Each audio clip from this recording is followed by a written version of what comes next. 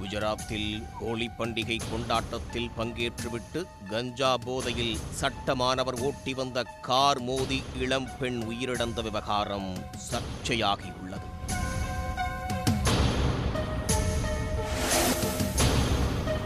குஜராத் மாநிலம் வதோதராவில் அதிவேகமாக வந்த கார் ஒன்று இருசக்கர வாகனங்கள் மீது மோதியதோடு சாலையில் சென்றவர்களையும் இடித்து தள்ளியது. இதில் பெண் ஒருவர் உயிரிழந்து விட்டார். வெள்ளிக்கிழமையன்று அதிகாலையில் இந்த சம்பவம் நடைபெற்றுள்ளது. காரில் இருந்தவர்களை போலீசார் சுற்றி வளைத்து பிடித்து, அப்போது போதையில் இருந்த அந்த இளைஞர் வெளியே வந்தபோது அடுத்த ரவுண்ட் என கூறியதோடு ஓம் நமச்சிவாய எனவும் முழக்கமிட்டதால் பரபரப்பு ஏற்பட்டது.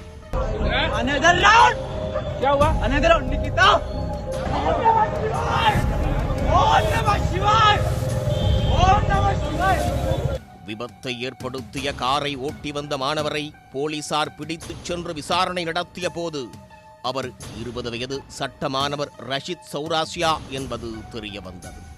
ஹோலி பண்டிகைக்கு முன்னதாக ஹோலிகா தகனில் தீ மூட்டப்பட்டதை பார்த்துவிட்டு தனது நண்பரை டேரா சர்க்கிளில் இறக்கிவிட்டு அதிவேகமாக வந்தபோது விபத்து ஏற்பட்டுள்ளது. அது தொடர்பாக ரஷித்திடம் போலீசார் முதலில் நடத்திய விசாரணையின் போது தாம் போதைப் பொருட்கள் எதையும் உட்கொள்ளவில்லை என்று மறுத்திருக்கிறார்.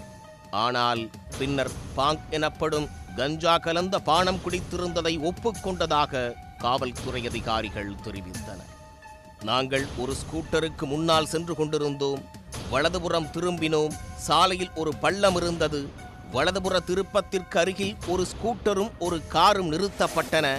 எங்கள் கார் ஸ்கூட்டரை தொட்டது. ஏர்பேக்குகள் திறந்தன. அதன் பிறகு கார் எங்கு சென்றது என்று எனக்கு தெரியவில்லை என அந்த மாணவர் வாக்குமூலம் அளித்திருப்பதாக போலீசார் கூறினர். விபத்து தொடர்பான வீடியோ வெளியாகி பரபரப்பை ஏற்படுத்தியது.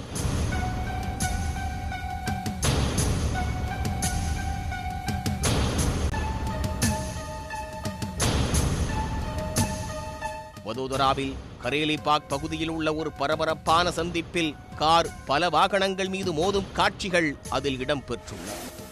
இந்த விபத்தில் உயிரிழந்த பெண் ஹேமலி பென் பட்டேல் என்று அடையாளம் காணப்பட்டார்.